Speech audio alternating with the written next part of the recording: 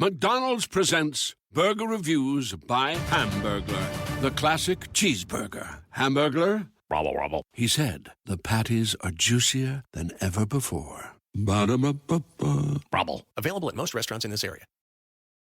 eBay Motors is here for the ride. Elbow grease and a whole lot of love transformed 100,000 miles and a body full of rust into a drive entirely its own. LED headlights, spoilers, whatever you need. eBay Motors has it at affordable prices. And with eBay Guaranteed Fit, it's guaranteed to fit your ride every time. Keep your ride or die alive at ebaymotors.com. Eligible items only. Exclusions apply. Puedes hacer dinero de manera difícil como degustador de salsas picantes o ahorrar dinero de manera fácil con Xfinity Mobile. Entérate cómo clientes actuales pueden obtener una línea de Unlimited intro gratis por un año al comprar una línea de Unlimited. Además, hasta el 27 de febrero, pregunta cómo obtener el nuevo Samsung Galaxy S24 con 128 GB por cuenta nuestra. Ve a es.xfinitymobile.com. Oferta de línea Unlimited gratis termina el 21 de marzo. Aplican restricciones. Xfinity Mobile requiere Xfinity Internet. Velocidades reducidas tras 20 GB de uso por línea. El límite de datos puede variar.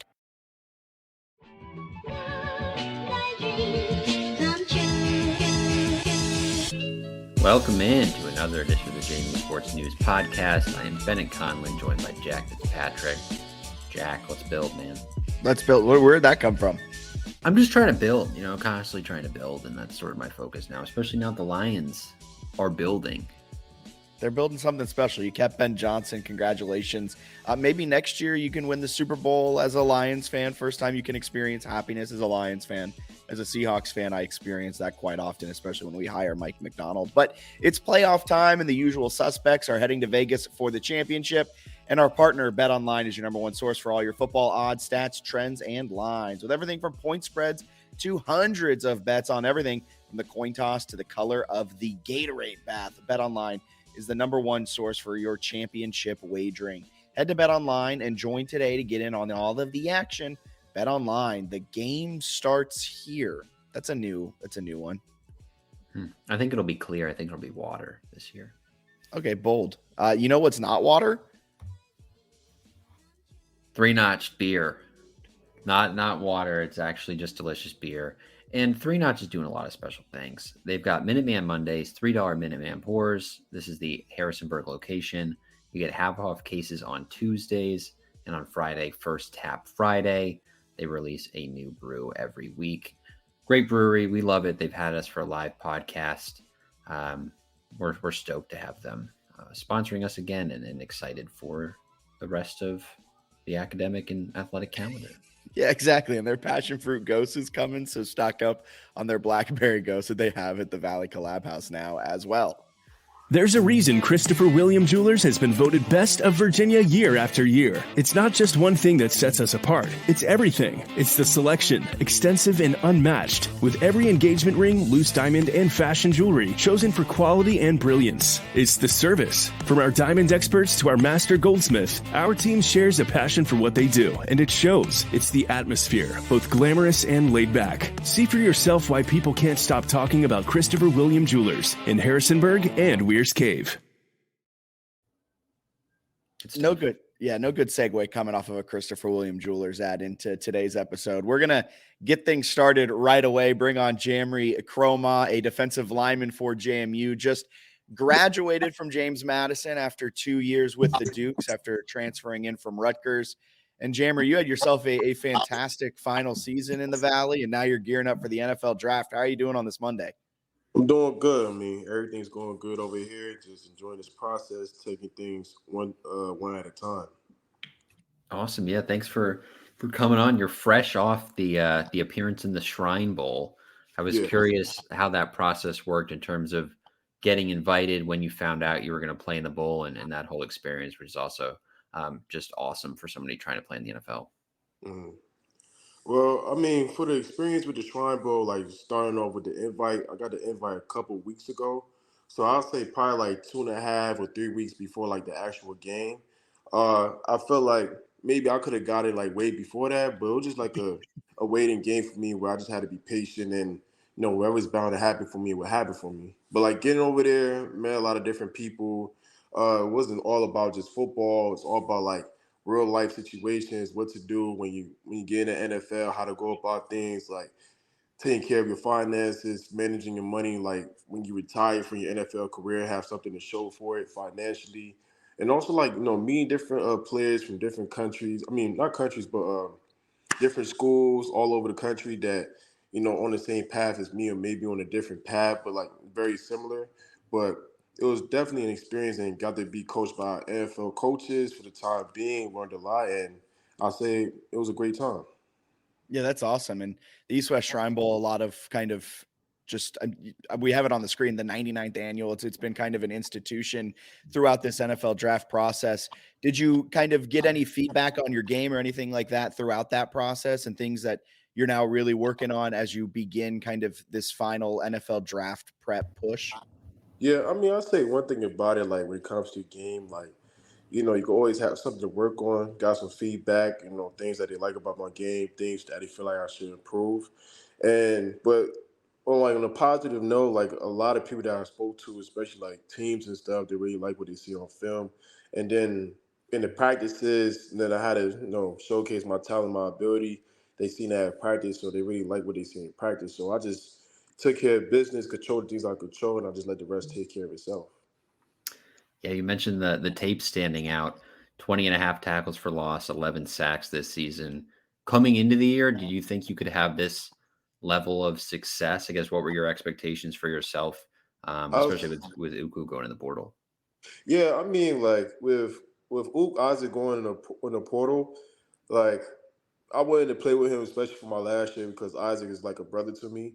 But he made his decision that was best for him in his career. But in the day, one thing about this game of football is that the train has to keep on going, and the show don't stop for anybody. The show must go on.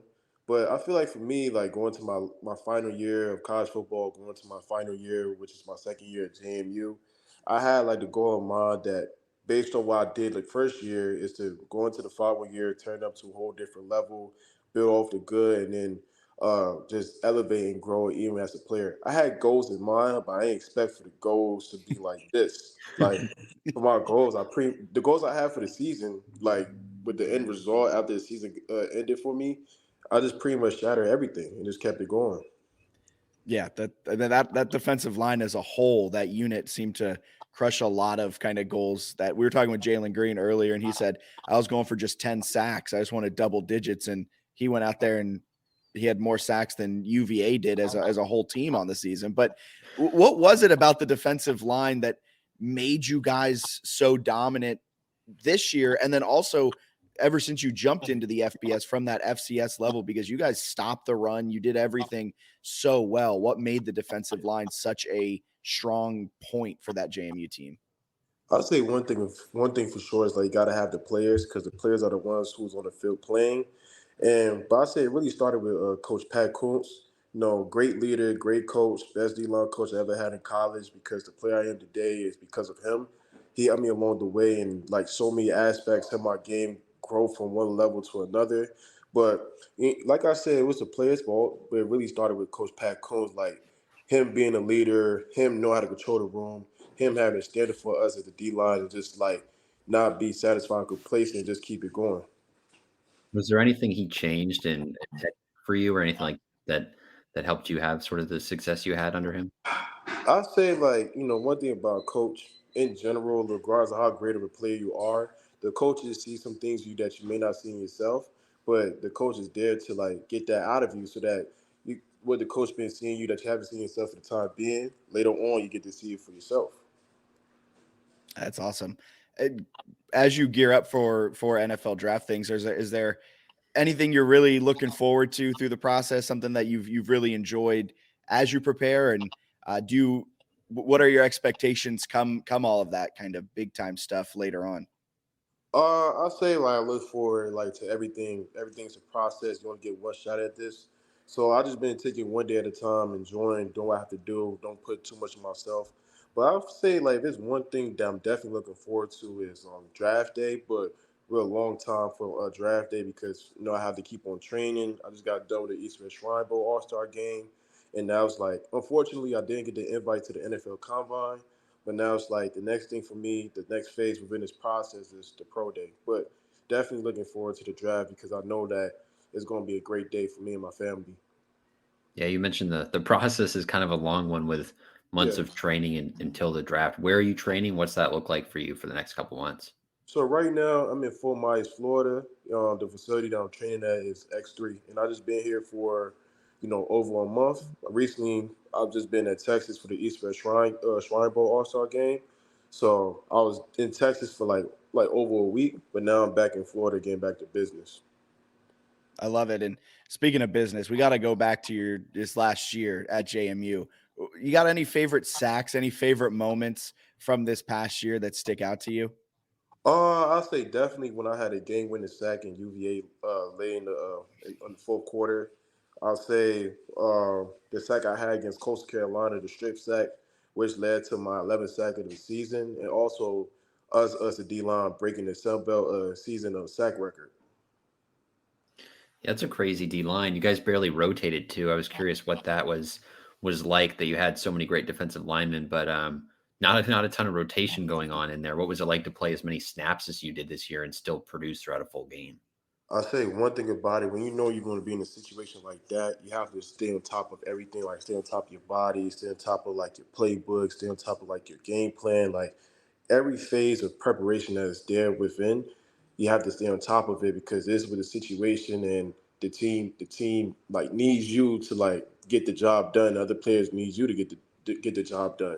But like situations happen like with Abby and his injury, and Jay Green have his injury way later in the season, and then like other guys, they was going through their own little issues. It's just like just be available, take care of your body so that you're able to like to do what you need to do to help the team win.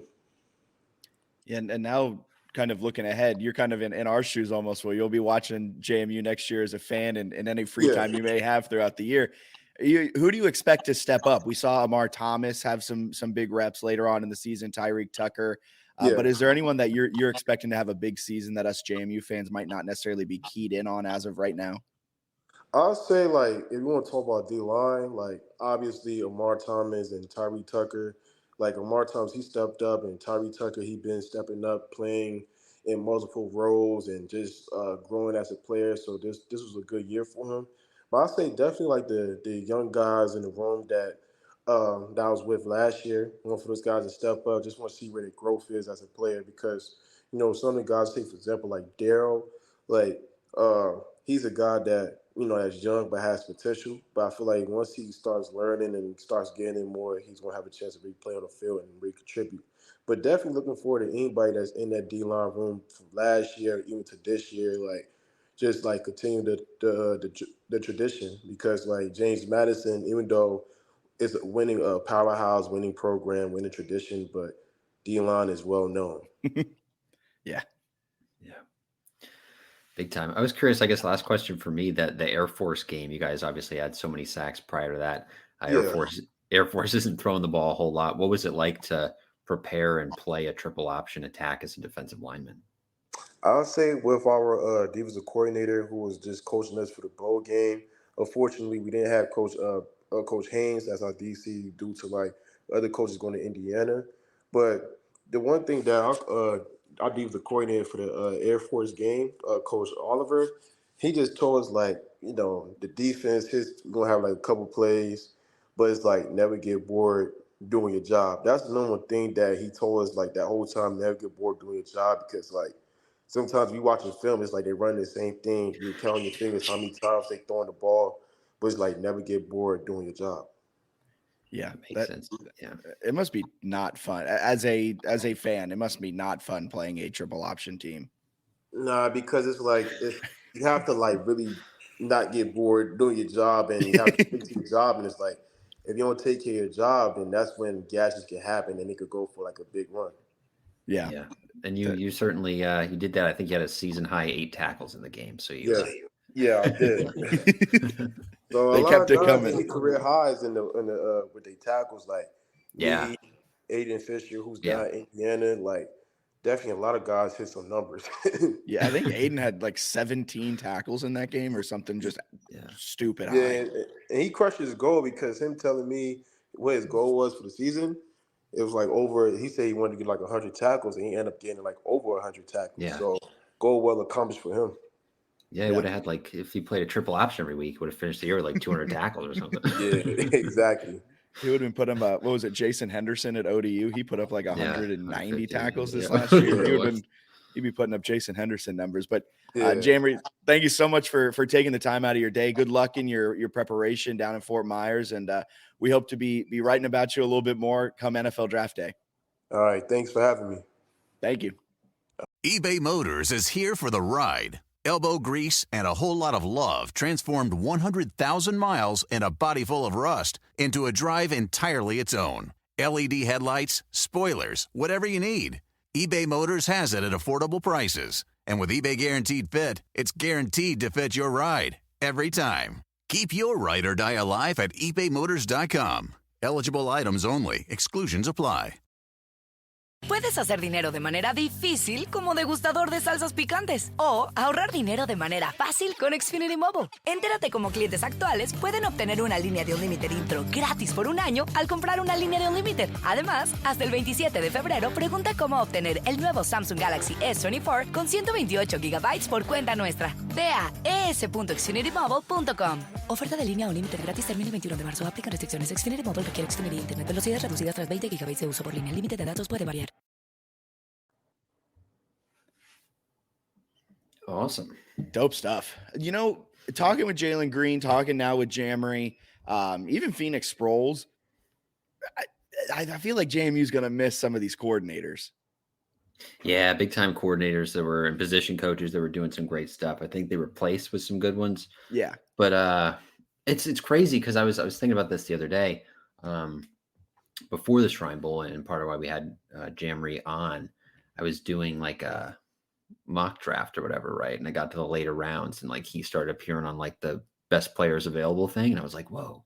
Like I thought all this time about Jalen Green, but didn't realize quite how many tackles for loss, 20 plus for Kromah, double-digit sacks, how well he played, and then also the fact that he's like 6'4", 270, 275. Like, yeah, of course he's going to have some NFL interest.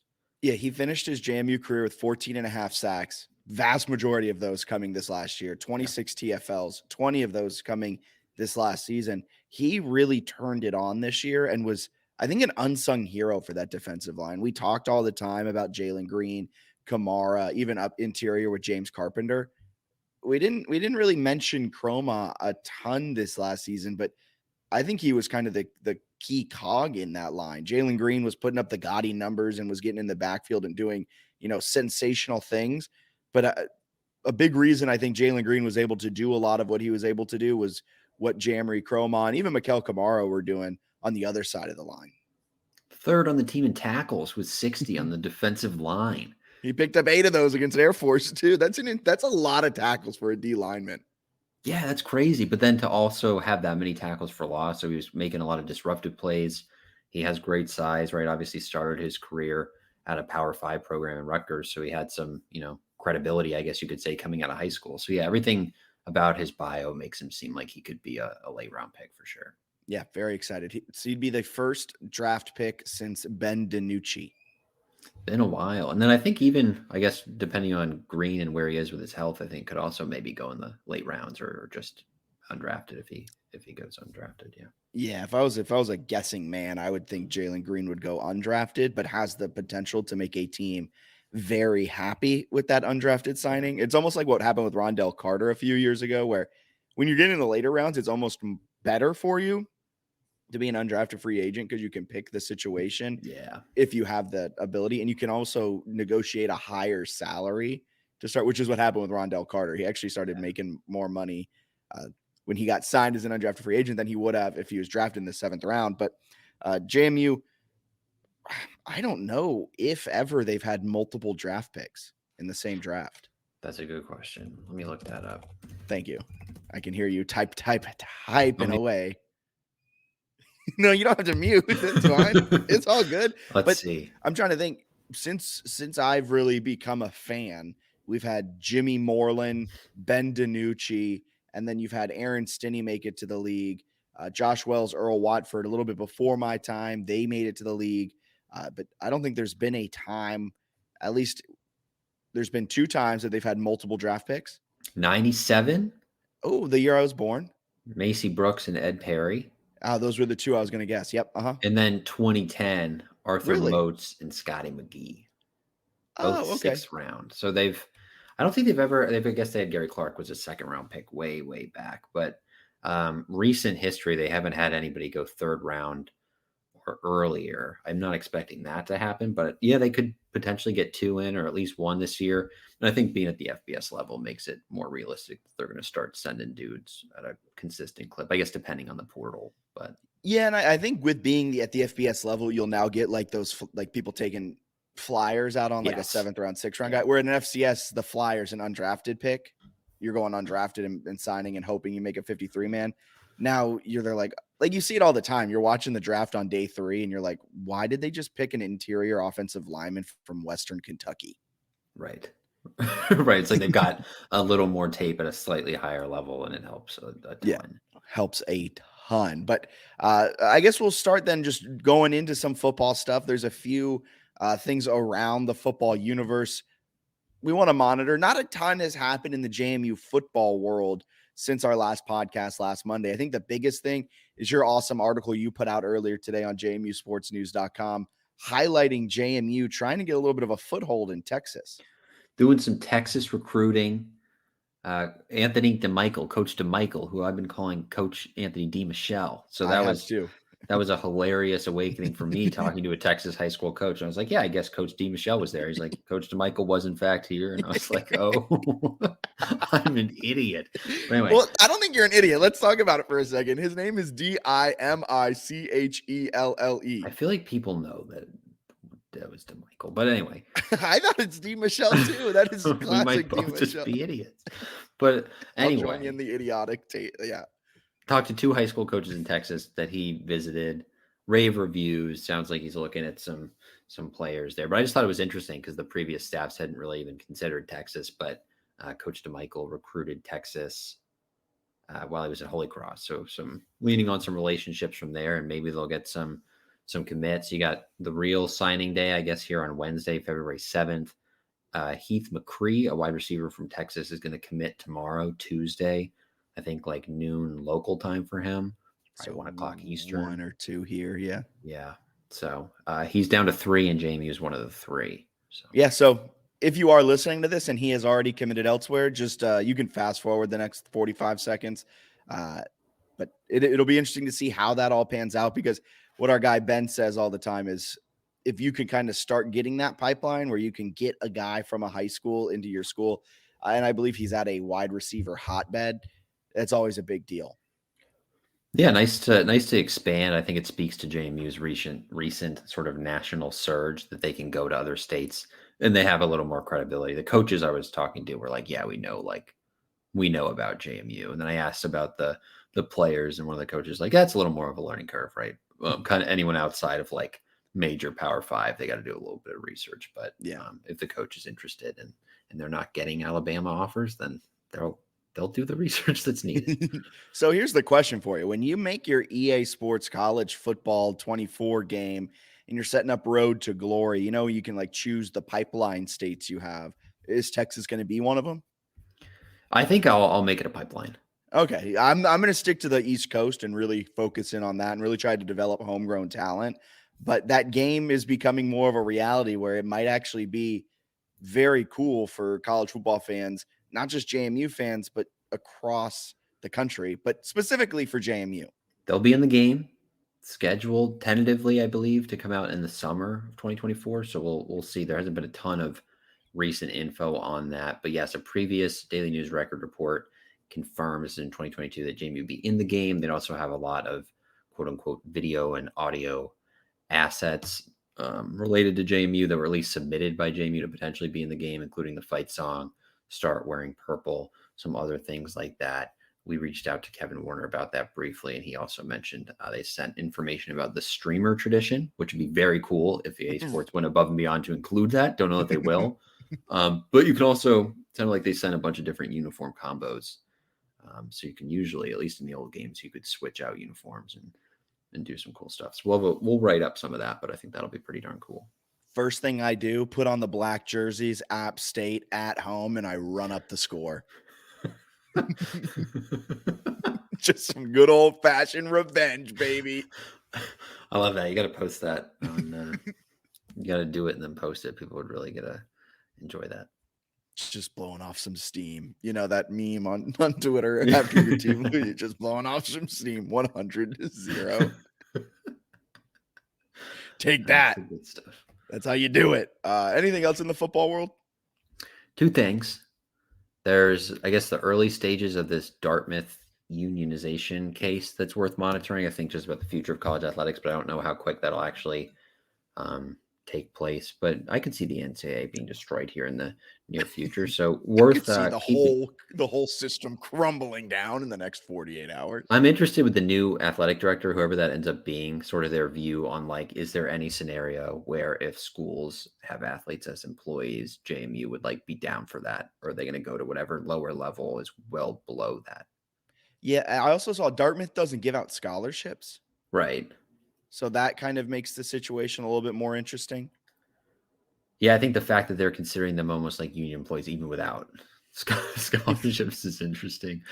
So we'll see what happens with that, but interesting to monitor. And the other thing that we didn't have in the outline, but maybe the football story of the week, truly. We're going off the rails. Bob Chesney was almost a Boston College guy. Didn't we talk about this last week? I don't think so. Oh, yeah, he wasn't. Okay. Yeah, let's talk about this. No, because I think it came out Tuesday night. I was at my apartment. I recorded last Monday at Eva's apartment. Here's the thing. People saying that it was stupid for JMU fans to think that he could have gone. These might be fighting words, but I think you're stupid if you think I'm stupid for thinking that like there was no chance Bob Chesney was going to go. And I'm very glad that it turned out that I was wrong. I love being wrong in cases like this. Allegedly. Well, no, it's not allegedly. He did say it. He said, I'm not going to be a. Did he say it, or did sources tell it to people that he said it? Okay, that's a fair point. Have they hired anyone yet? I don't think they're going to hire Bob Chesney. I agree with you. They're not going to hire Bob Chesney. He pulled his name out of the running, but he was a very popular name to watch all of this year because Boston College's head coach, his seat was hot all year, somehow avoided being fired. And then he kind of just burned Boston College by choosing to go become the Green Bay Packers defensive coordinator really late in the game. And here's the funny thing, this is like the butterfly effect. If they had fired their head coach, Boston College, around the same time Syracuse was looking, even when we were looking as JMU fan, like Bob Chesney would have likely been at Boston College.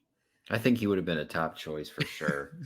Who would have and they would have just the butterfly effect of that, insane. But yes, Bob Chesney could have been a candidate. I mean, according to Brandon Marcello of, I believe, 24/7 Sports, he was on their list. Chris Vanini had it too. Like right when it opened, like very credible reporters were putting out that Chesney was a candidate for the job. Yeah. Daniel Merriman, Bob Chesney's buyout is smaller than a major Power 5 quarterback NIL deal. Yeah, it is kind of a small buyout. Sub $2 million, yeah. I think it's 1.75 if he had gone before even coaching a game at JMU. Would have been electric. Honestly, I would have hated it, but there's also this cynic in me that would have loved to watch it just like the craziness ensue. But I think a good primer for JMU fans that like this is going to happen a lot in the Bob Chesney era, I would think, given his age, previous success, like general bubbly personality, Power Fives will probably be very interested if he does anything of note.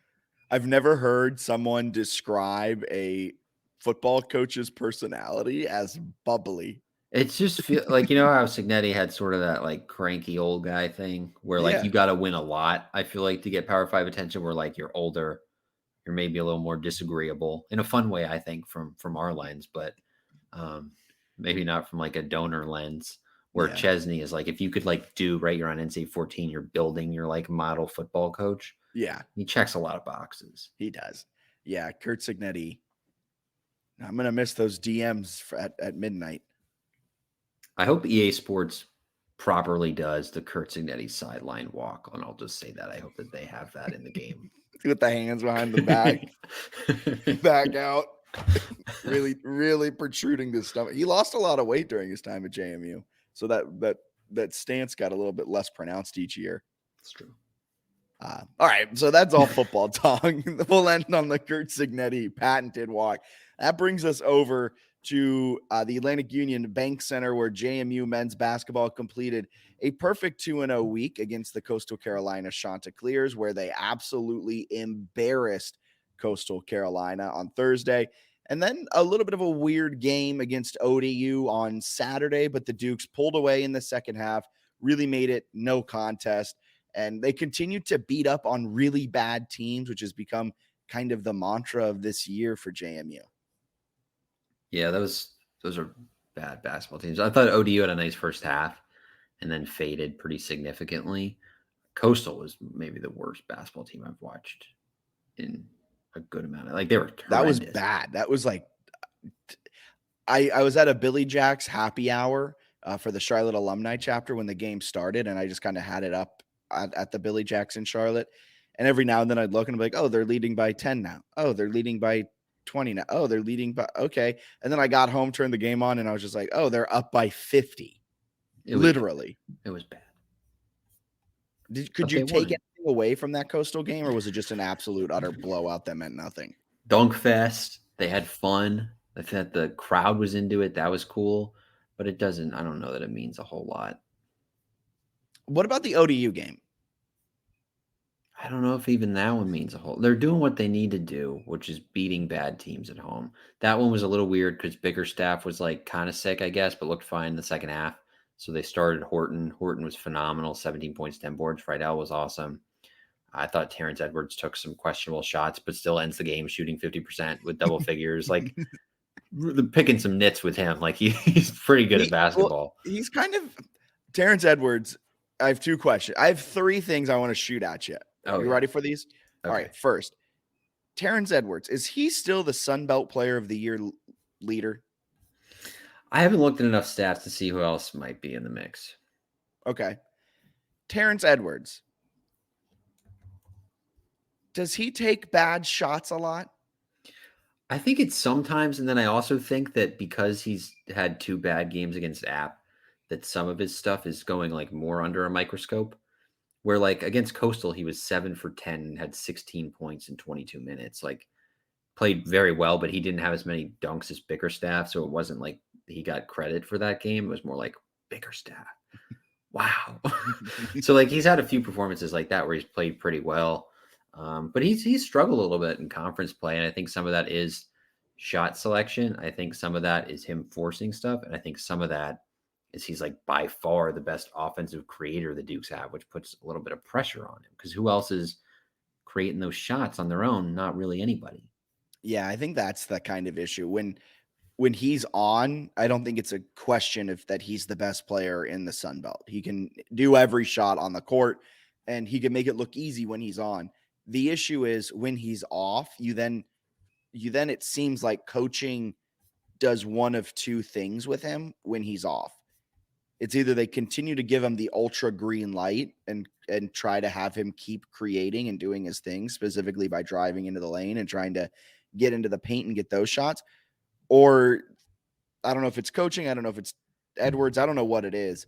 But then sometimes he becomes a facilitator and really elevates the offense. When he becomes that continuing to drive ultra green light guy who's just not having it tonight, which is what he was in the first half against ODU, the whole team takes a step back because it seems like each possession is then magnified because that possession is going to end in a bad shot.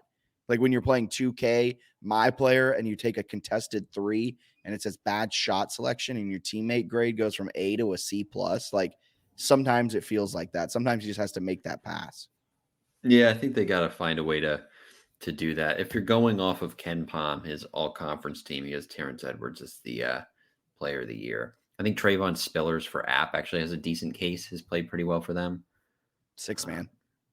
And has he really come off the bench? I'm pretty sure. Yes. He's got elite stats though. Like, and if they win the league, That's tough because he comes off the bench, but like puts up numbers that would. I think he comes off the bench in the way that he plays like starter minutes. Got it. That'd be tough though. Kind of tough to be like conference player of the year as a start. So I don't know. I feel like Edwards is still maybe that guy, and he's definitely needs to take, I think, some better shots. Some of it too is he was shooting lights out from three in non-conference, and he's probably not like a lethal 3-point shooter. I think he was shooting over 40%. Yeah, and now he's probably down to like 33. Yeah, shooting 34% from three on the season now. The whole team though just came back to earth in terms of shooting the three, which is a big reason why their offensive efficiency, specifically against Southern Miss and App twice, was so abysmal in those losses. But my third question is Bickerstaff. Should we be worried that he is sick a lot? I don't know what the deal is with that. It's a question that I have and has gone largely unanswered, I think. Yeah. It was floated that he needs like IVs before a lot of games.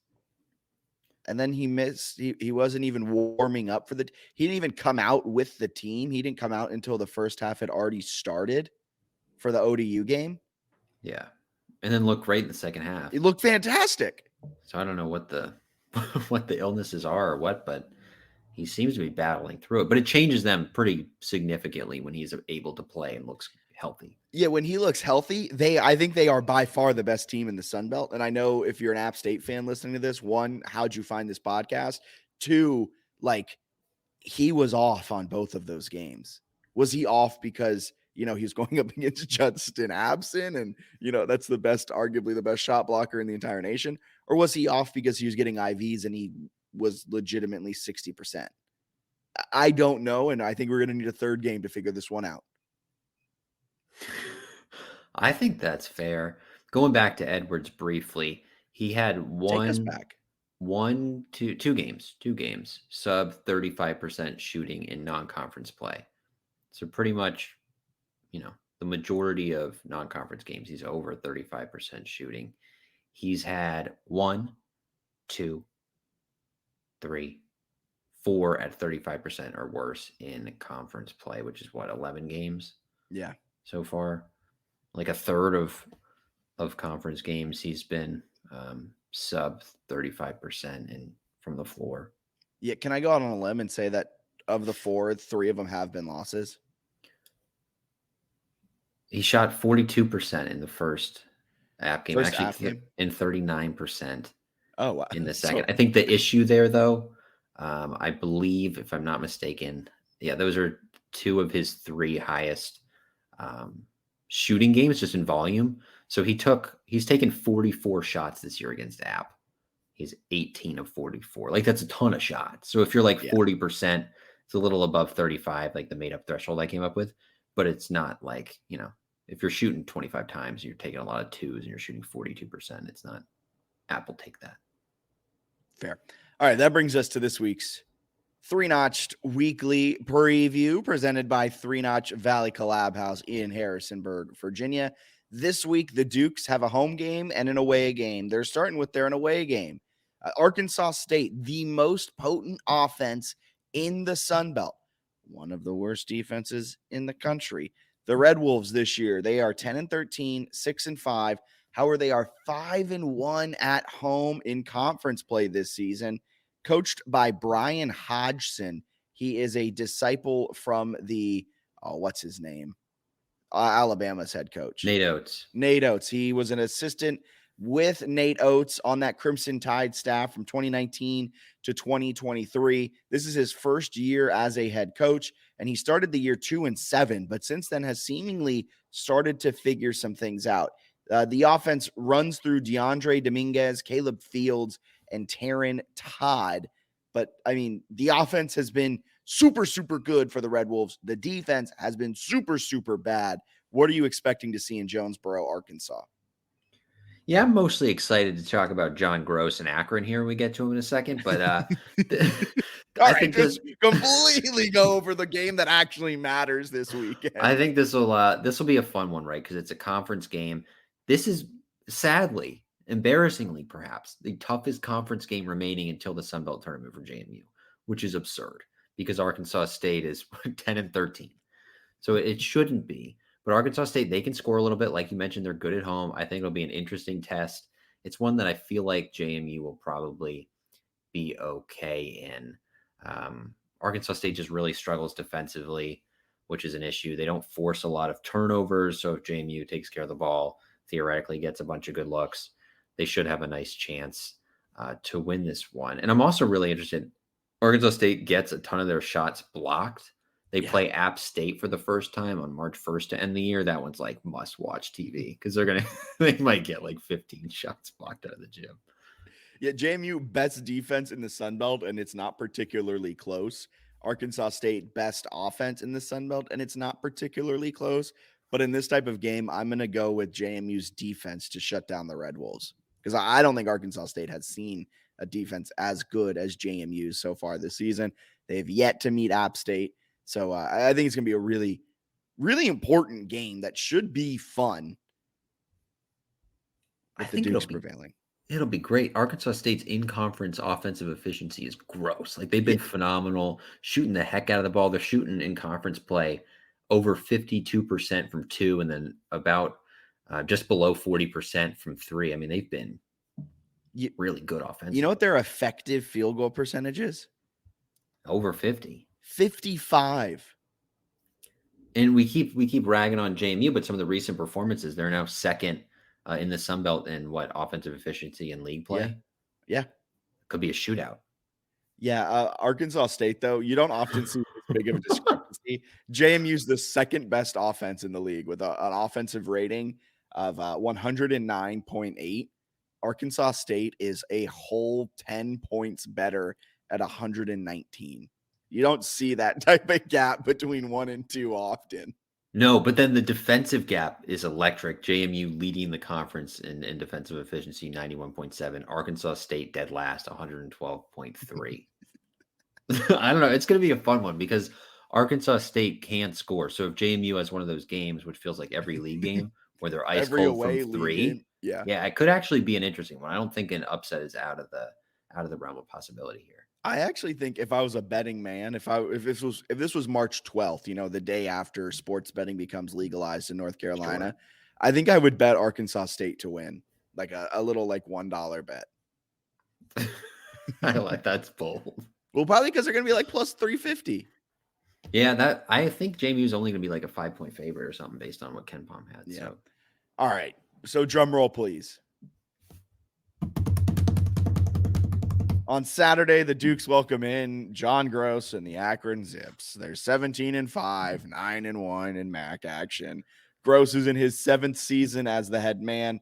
And per Ken Pom, this is the second best Zips team he has ever coached. A few names to keep an eye on: Enrique Freeman and Ali. If you listen to our preview, kind of talking about the state of the Sun Belt with our friend Nick Lorenzen from Mid-Major Madness, he mentioned Ali. He was really high on this Akron team. And then they're good. They are 90th in Ken Pom as of right now, as of recording, and they have a really good defense. It might be the best defense that JMU has faced all year. App State presented its problems because they block so many shots.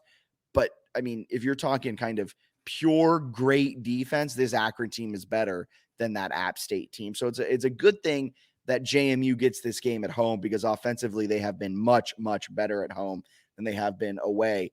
But they match up well defensively. They should be able to slow down JMU's defense. This is a big-time game in the net, a quad 2 opportunity for JMU, and they haven't had as much success against quad 1 and 2 as they have against quads 3 and 4. Battle of the frauds, people are saying. Battle of the frauds. A lot of people are, not me, but I feel like it's you. I feel like it's you. A lot of people are saying this, and I want to find the specifics here to make sure that I have it. But when you look at an Akron team, I feel like you're the person saying this is the battle of the frauds. They are 1-4 against quad 1 and 2, 14-1 against 3 and 4. JMU, you're looking very similar here. Not as bad. 2-1 against the first 2 quads, but then you're looking at 17. They got a couple quad 3 losses. 15-0 JMU, though, against quad 4. Beaten up on quad 4. Akron also loves to beat up on quad 4. Well, I got bad news for both teams. You're playing top 100 Ken Pom teams. It's going to be a test. It's going to be a nice win for whoever gets it. The bummer for JMU, based on the net, if I'm not mistaken, this is actually a quad 3 win because it's a home game and how weird the net is. So that kind of stinks. That's a bummer. Akron, it would be like quad 2 and like fringe. Actually, I think it might be quad 1. Quad 1 because it's a true road game. It might actually be quad 1 for them. So the road team has a lot bigger sort of quote unquote opportunity here. But neither of them, especially Akron, doesn't really have an at-large case, but a big chance for them, big opportunity for both teams. All right, can I float something by you again? Yeah. JMU wins out, lose in the Sun Belt Championship. We still saying no to an at-large? It's a good question. So I reached out to resident bracketologist Dave Oman. He's bracket guy Dave on Twitter. Followed him for a few years now. DM'd him today, asking if JMU went undefeated in the regular season, what he would think. He was saying he thinks JMU would likely be on the at-large board for consideration, but losing twice to App State hurts because they may not have a regular season title. That's sort of an extra nugget for being deserving. He also mentioned the non-conference strength of schedule, well over 300, makes it a tough ask. Things would probably have to fall together very well for him, but we'll know a little more a month from now. I'm not ruling it out. I've got a lot. This is me saying that, not bracket guy Dave. I thought bracket guy Dave came out of the cup. I'm not ruling it out. That's me. I'm still believing because it's fun to believe that they can get in. I also really struggle to see what would it be at that point, a 30-4 team not making it in. The issue is the schedule is it's worse than we've been saying it is. Like it gets progressively worse the longer the year goes on. Yeah, Kent State is now 172 in Ken Palm. They're 11-11, and they've got 6 home losses. Right? We were talking at the beginning of the year, like it's so hard to win at Kent State. Not anymore. We broke them. Them. Southern Illinois 111, Fresno State 197. It's hilarious looking at JMU's schedule this season because all of their wins are against really bad teams, and then you just have Michigan State in there. Yeah, the Michigan State one helps, but the fact that they haven't done a whole... Well, I mean, like the Louisiana game, we don't talk about at all. It looks like, on paper, it looks a lot better than the Kent State game right now. Yeah. Louisiana 120 in Ken Palm, a 7-point win on the road in a tough environment. That might be their best. That's not a might. That is their best conference win this season. Well, the other crazy thing right now, you look at Ken Palm, Arkansas State has a better ranking than Kent State. That would, on paper, be a better victory if they get it on Wednesday than the Kent State game. And we thought the Kent State game would be a quad was one, like a fringe quad 1 game. And it is turning out just to be a run-of-the-mill, double overtime quad 4 road win. I don't think it's quite quad 4, but I think it is. No, the quads are pretty generous for the road. Okay. But I haven't looked at Kent State's. Where's their? Yeah, they're 175. They're low. Kent State's 11-11. I guess they got 2 non-D1 wins. Oh, that's my bad. God. But I forgot what our initial. It's a big week ahead.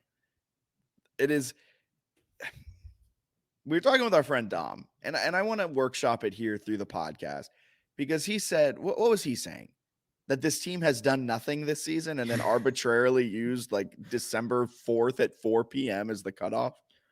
I think he would. Well, this is fair. The schedule was kind of front loaded where you get Michigan State, Southern Illinois, Kent State, and you thought maybe Fresno State wouldn't suck. So it seemed like they accomplished a lot in the first 6 games of the year compared to really not accomplishing that much on paper. The last, whatever that is, 16. So are you worried about the team? Because I'm not worried about them because they're playing who they got to play.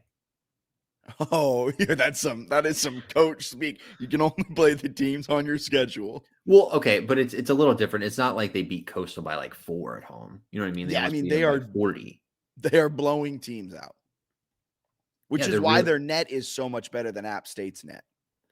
Yes, they have a really good predictive metrics, and then App State fans conveniently love to leave out that they've lost 4 games to teams that just aren't that good.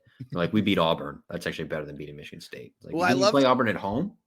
That's my favorite thing when they're like, "Oh, we beat Auburn, you beat Michigan State." It's yes, but ours was on the road. Yeah, which is critically important when you're comparing, especially in a year where it's been so hard for teams to win on the road.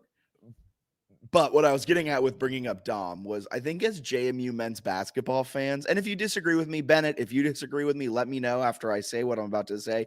If you disagree with me and you're on the Twitter waves, let me know on Twitter.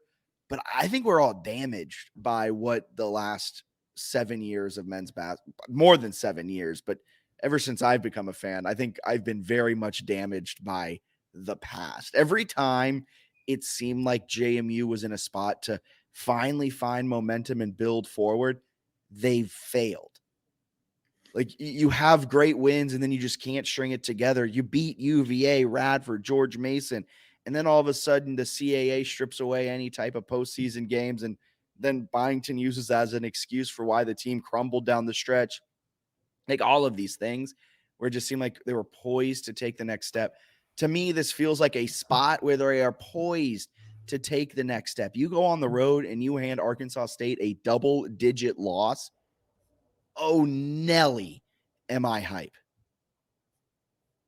I think that's a massive, like, I don't know. It kind of feels like this week, not make or break for the team, but almost make or break for my like full level of belief. Like if they go 2-0 this week, I'm all in on like they're making the NCAA tournament. They're winning an NCAA tournament game. I think the part that's interesting about this is like you look at a lot of the recent bracketologies, App State's in there, right? Because they're like leading the conference.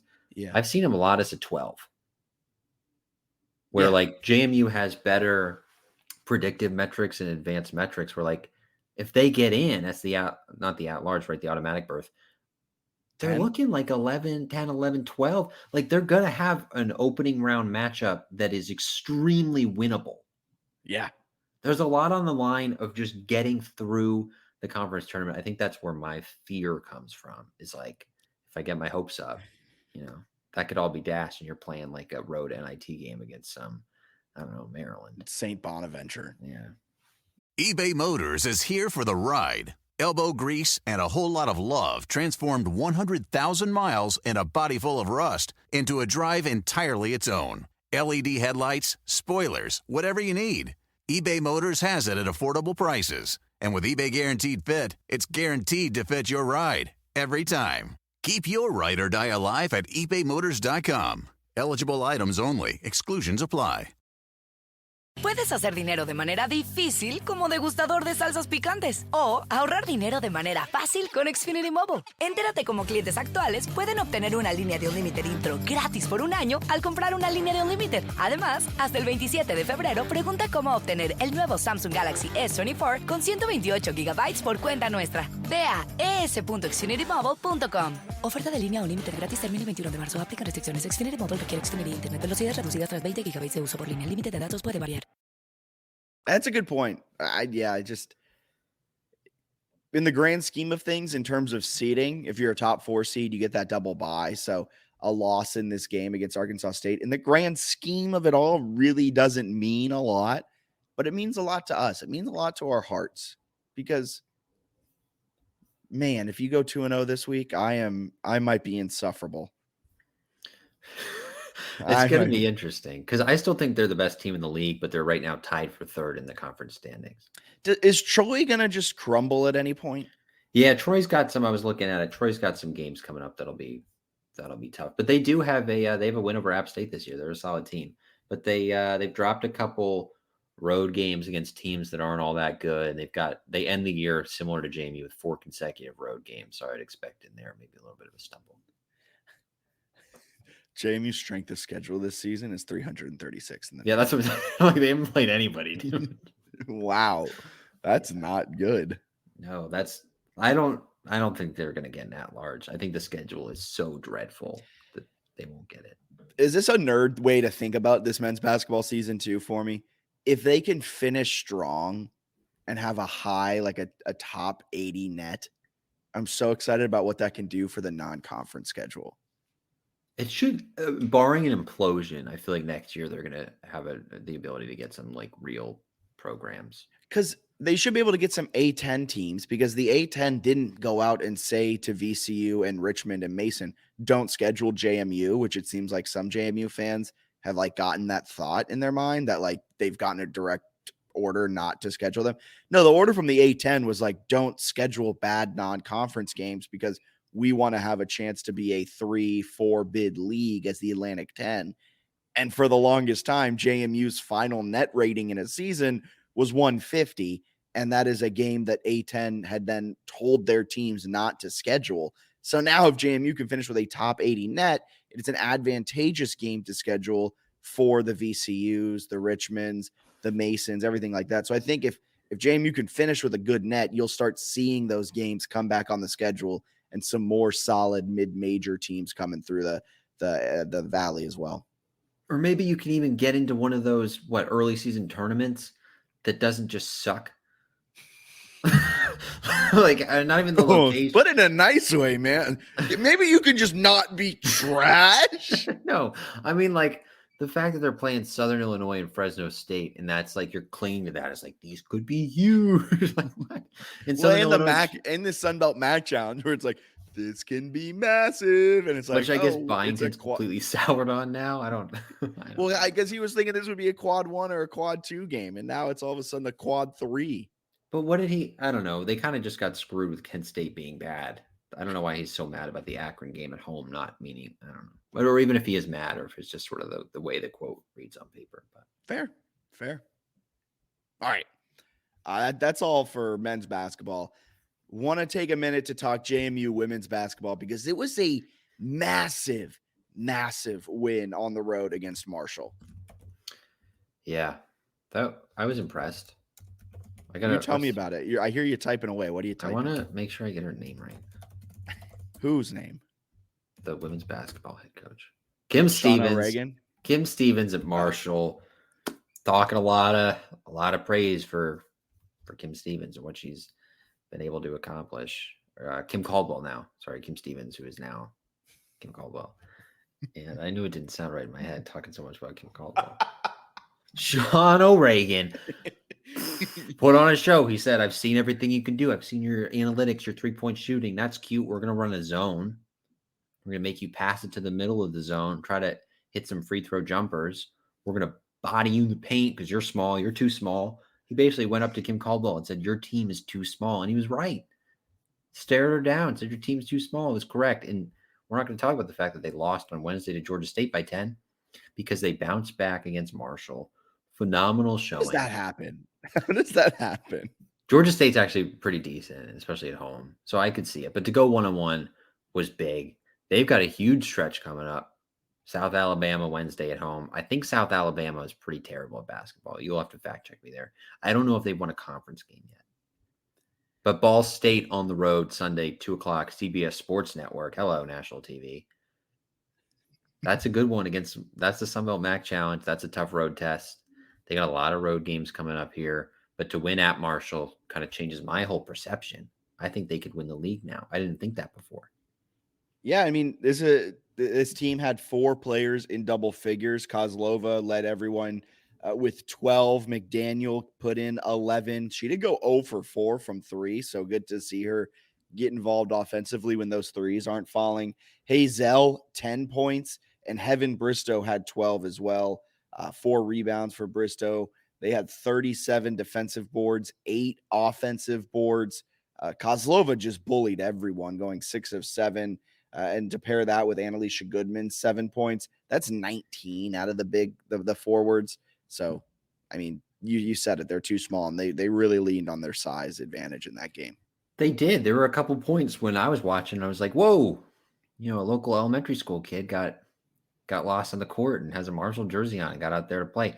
They looked so small at times, and they didn't seem to have any adjustments, Marshall, that I was pretty surprised by it because JMU 1 of 8 from 3, 7 of 15 from the free throw line.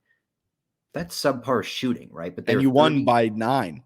Yeah, because they go 32 of 55, 58% on 2-point shots. You mentioned it. All those rebounds, 45 rebounds. Just really good stuff. Super impressed with that.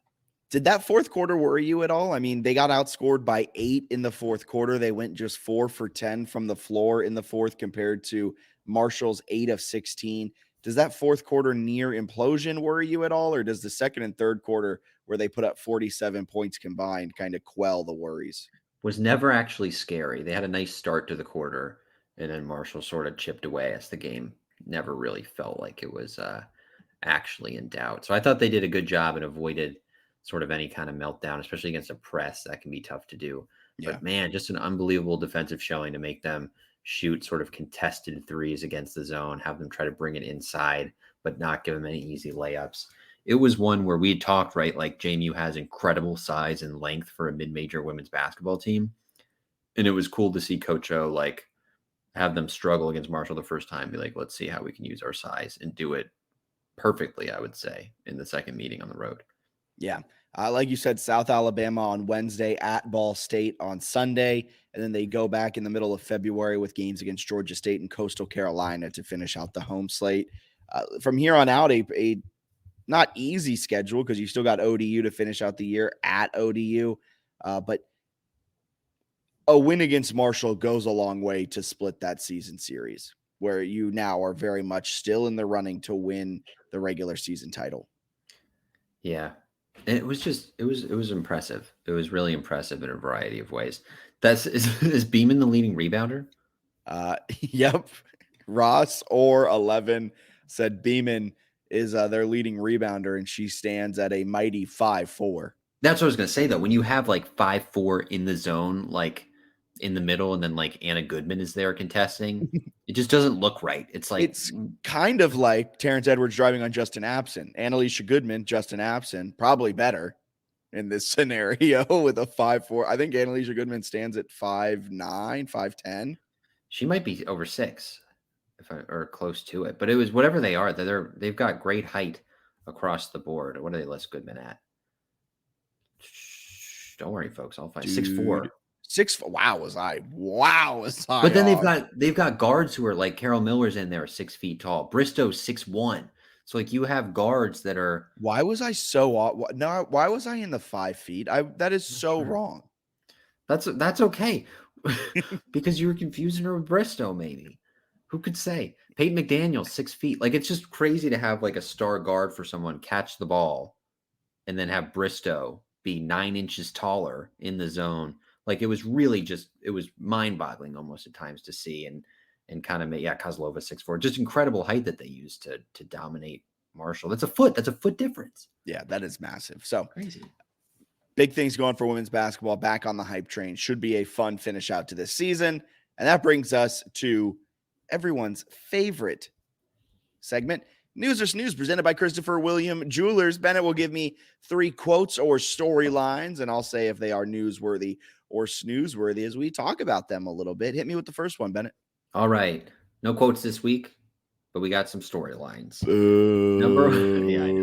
Number 1, JMU leads the Sun Belt. They have the best net ranking in both men's and women's basketball. I'll say that's newsworthy because they're only one of like 7 programs in the country to have that. And like the other ones are like big time teams like UConn. So that is definitely newsworthy. And I think it shows that like their commitment in this last 2, 3, 4, ever since hiring Byington, really, their commitment to basketball on the hardwood has paid off. What do you say to App State fans, men's basketball fans, who are like, net ranking's a joke? We beat you twice.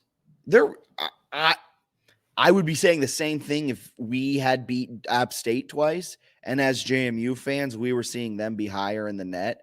However, you got to look at some of the facts, right? You lost to 4 teams outside of the top 100 in KenPom. Your best win is a win against Auburn, but it's at home, and that's your best win. JMU, while they have a terrible, terrible strength of schedule, they've dominated the teams they've needed to dominate, and their only bad loss on their resume right now is Southern Miss. It's a predictive metric. Like it makes sense why JMU is higher in the net. Do I agree with it? Probably not. But if JMU and App State played for a third time, I'd put my money on JMU to win. Love that. Love that. I think that's fair. All right. Number 2, App State is a 12 seed in the latest ESPN bracketology. Snoozeworthy. Can I say a hot take? Because I think this is one of the things we kind of differ on. Yeah. I hate bracketologists. Why do you hate bracketology? They you say are- bracketologist, the people, or bracketology? Yes. I'm telling bracket guy Dave. No, I just don't. I think it's so stupid. Why? It's never right. It's like a bowl game projection. Yeah, I They're didn't fun. like those either. No, Those I are didn't like fun. Oh, those. you hate I fun. also I don't realize like you hate mock fun. drafts. You just hate fun then. I just think it's stupid.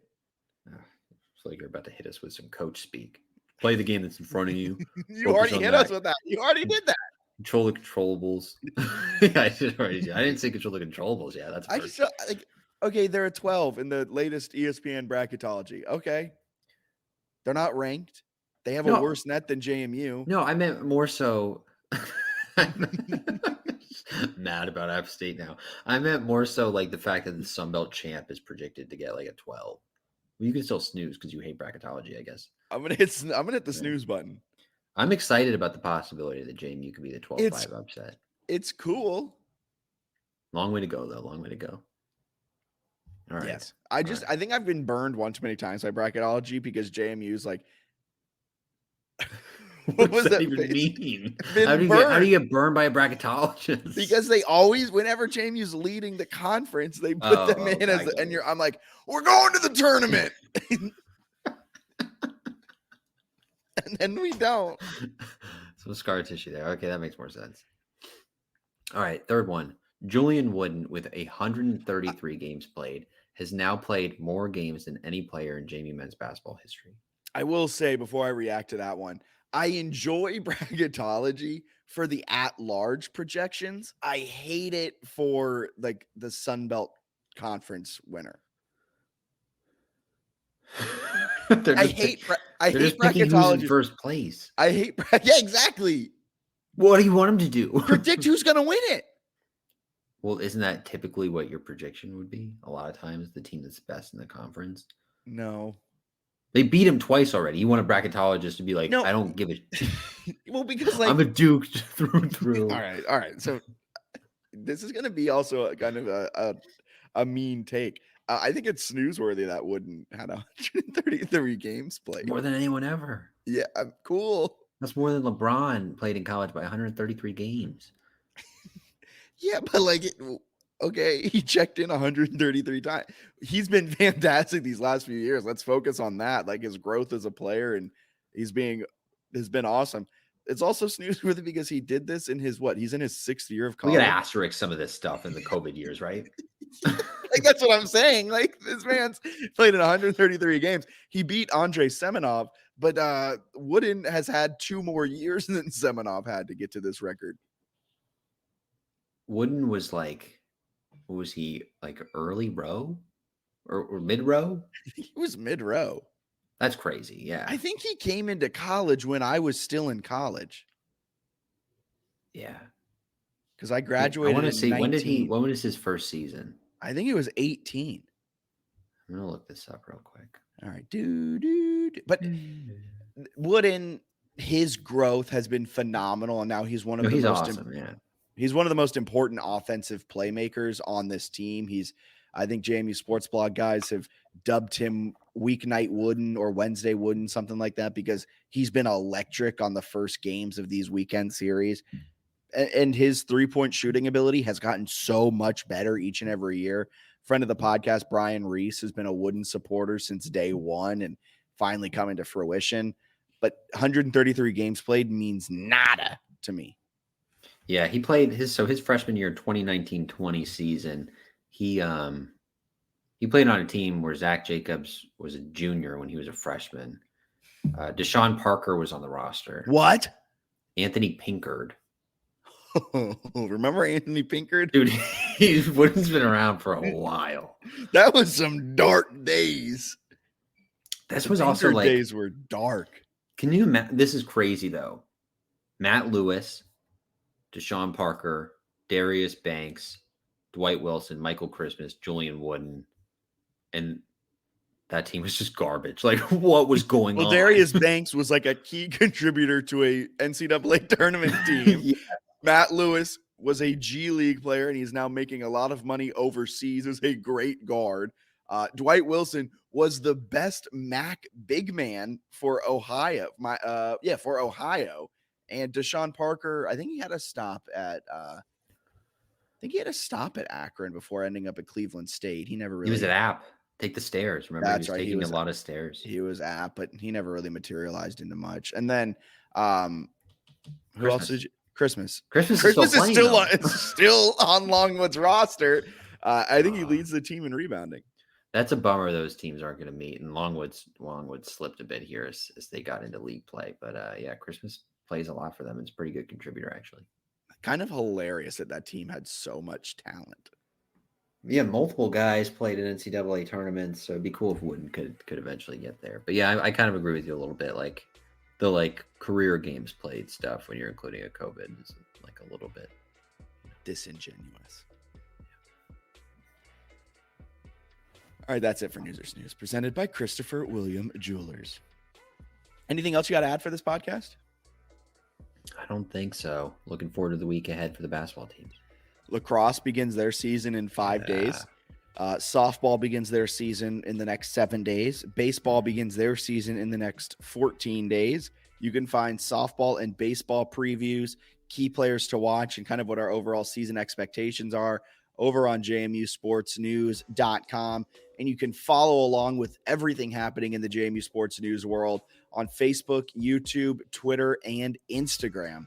Thank you so much for tuning in. If you don't already, be sure to like, rate, subscribe, whatever it is, wherever you're listening. Thank you so much for tuning in to the JMU Sports News podcast presented by Bet Online.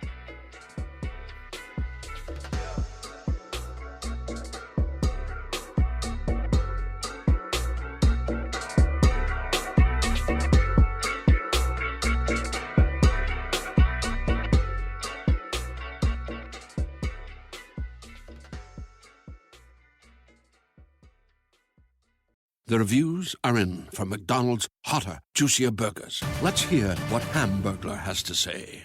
Robble, robble. What our old friend Hamburglar said is, the patties are juicier, the bun is a thing of beauty, the cheese perfectly melted. Robble. My burger dreams have come true. You heard him, folks. These are McDonald's best burgers ever. Ba-da-ba-ba-ba. Robble. Available at most restaurants in this area. Comparison of McDonald's classic burgers to prior burgers. Puedes hacer dinero de manera difícil como degustador de salsas picantes o ahorrar dinero de manera fácil con Xfinity Mobile. Entérate cómo clientes actuales pueden obtener una línea de Unlimited intro gratis por un año al comprar una línea de Unlimited. Además, hasta el 27 de febrero, pregunta cómo obtener el nuevo Samsung Galaxy S24 con 128 GB por cuenta nuestra. Ve a es.xfinitymobile.com. Oferta de línea Unlimited gratis termina el 21 de marzo. Aplican restricciones. Xfinity Mobile requiere Xfinity Internet. Velocidades reducidas tras 20 GB de uso por línea. El límite de datos puede variar. And now another no-brainer money-saving tip from Progressive. That doesn't sound good. Paper shredder's jammed, but I think I fixed it. Oh, well, try shredding these $50 bills then. Seems like it's working. Better try another $400. Stop. Instead of using money, use regular paper.